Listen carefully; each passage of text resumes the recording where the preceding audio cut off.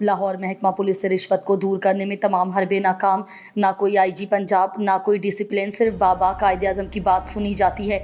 थाना शादबाग SHO का इख्तियारात से तजावुज़ करने लगा। गुज़िश्ता रात सुहेल असगर के घर छापा, 10 अफराद को गिरफ्तार किया, 1.5 लाख रुपए लेकर 72 अफराद को छोड़ दिया। एक गरीब वेटर पर झूठा मुकदमा दर्ज कर दिया। वेटर का 10 साला बच्चा अस्पताल दाखिल, बाप की राह देखता रहा। जालिम SHO ने झूठे मुकदमे में गरीब बाप को चंद पैसों की खातिर जेल भेज दिया। मुतासरा शख्स ने DIG ऑपरेशन SSP ऑपरेशन से इंसाफ की अपील कर दी। सजाद हुसैन है, मैं जी वेटर हाँ।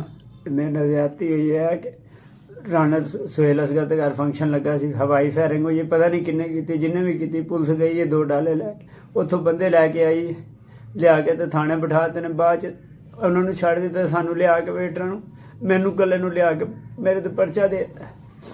मेरा बच्चा अस्पताल दाखिल है, मैं गरीब आदमी है, रात को मजदूरी करना, मेरे अपने बच्चे को रहना, मेरा की कसूर है दसो।